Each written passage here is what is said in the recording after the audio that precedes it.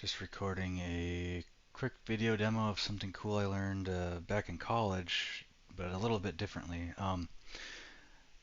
It, what I'm trying to show is creating a model from a picture. So if you have like a decent quality picture, it's usually a JPEG, and it's usually got, you can see how it's kind of like rough on the edges there, like it's pixelated. It looks kind of crappy. But if you look at this one, this is a, what did I do here? Bitmap round it and create a high quality bitmap of this graphic. So now I have like an infinitely scalable graphic here for that that image there. So it's a lot crisper, it's a lot cleaner. So yeah, so if you go into trace, oh crap, cancel. So you click this image layer, and then you go to path trace bitmap. You can select what kind, like how do you want the computer to recognize edges and stuff. So you can come in here and go to a brightness cutoff. You can easily see kind of how it starts cutting things off. There, that works okay. Edge detection usually works really well. You can kind of set those thresholds there.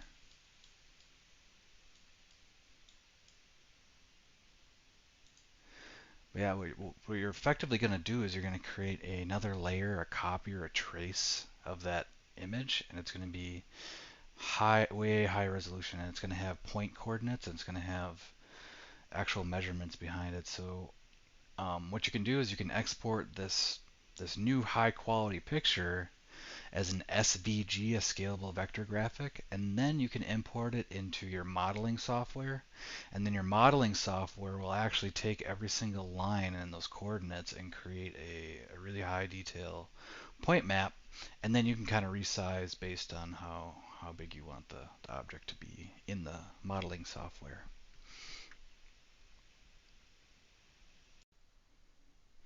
So now that I have that SVG file, which is just a line or a vector graphic that gives like coordinates, I've imported that into this like free, it's called Fusion 360. It's like an online based CAD program where it doesn't actually use a lot of your own computer's processing power. It's all like done in the cloud, so it's kind of nice about it.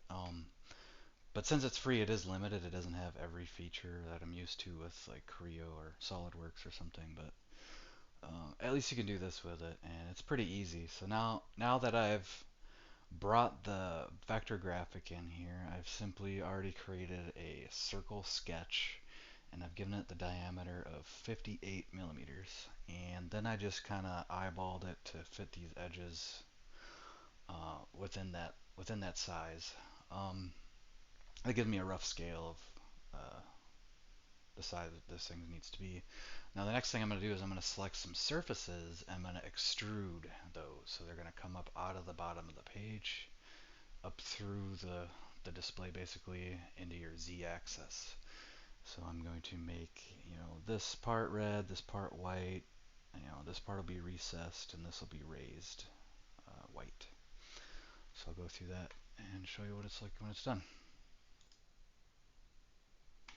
So here I've just selected everything on the bottommost surface. This is only going to be 1.5 millimeters thick, the red parts. So I've extruded that first. And yeah, so all the red parts are 1.5. Now next I'm going to select the parts that aren't red, and those are going to be white. And I'm going to extrude those to be, I don't know, 4 millimeters thick.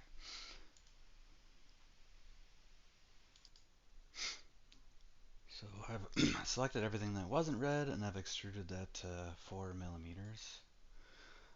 I turned off all the layers, and yeah, there it goes.